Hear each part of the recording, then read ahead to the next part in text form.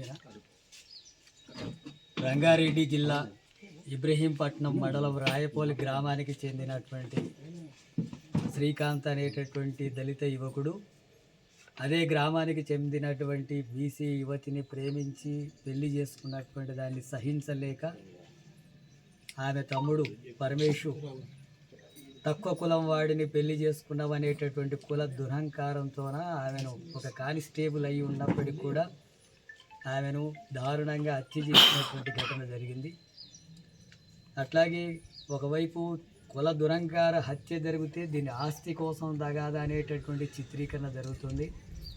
అమ్మాయి పేరు మీద ఉన్నటువంటి ఎకరా భూమిని కూడా తమ్ముడికి ఇచ్చేస్తూ దాదాపు 6-7 సంవత్సరాల కిందటనే వాళ్ళకి ఇచ్చేసినట్టుగా డాక్యుమెంట్స్ కూడా ఉన్నాయి.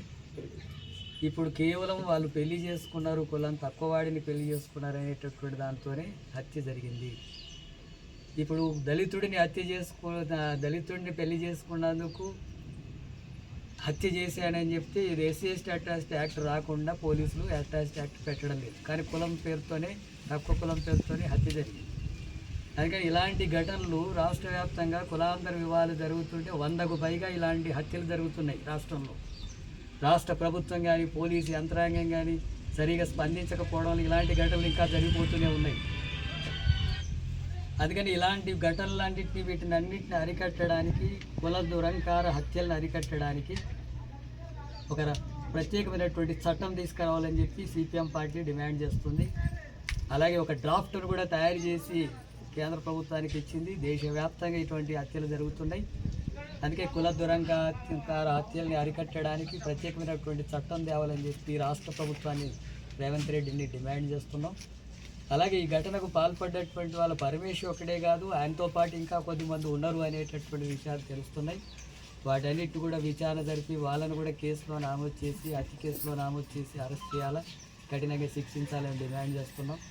అలాగే ఇటువంటి ఘటనలు జరిగినప్పుడు కాలయాపన చేసి సంవత్సరాలు గడిపి ఆ తర్వాత కేసులను నిర్వీర్యం చేసే పరిస్థితి కొనసాగుతుంది. అందుకని ఫాస్ట్ ట్రాక్ కోర్టును ఏర్పాటు చేసి 3 నెలల్లోనే కఠినంగా శిక్షించేటట్టుగా ఫాస్ట్ ట్రాక్ కోర్టును ఏర్పాటు చేయాలి రాష్ట్ర ప్రభుత్వం అని డిమాండ్ చేస్తున్నాం. అలాగే ఇలాంటి ఘటనలంతా కూడా పునరావృతం కాకుండా ఈ గ్రామంలో కానీ ఈ చుట్టుముట్టు ప్రాంతాల్లో కూడా ఈ కుల అసమానతలు, కుల వ్యత్యాసాలను నిర్మూలించడానికి రాష్ట్ర ప్రభుత్వమే ప్రత్యేకంగా గ్రామాల్లో, అట్లాగే ఈ నియోజకవర్గంలో, పర్టికులర్గా ఈ గ్రామంలో ఒక సదస్సును రాష్ట్ర ప్రభుత్వమే నిర్వహించాలా. ఇలాంటి కుల వివక్షకు వ్యతిరేకంగా, కుల దురహంకార హత్యలకు వ్యతిరేకంగా, కులం పేరుతో జరిగేటటువంటి అమానుషాలకు వ్యతిరేకంగా ప్రజల్ని చైతన్యవంతం చేయాల్సినటువంటి బాధ్యత ప్రభుత్వం మీద ఉంది.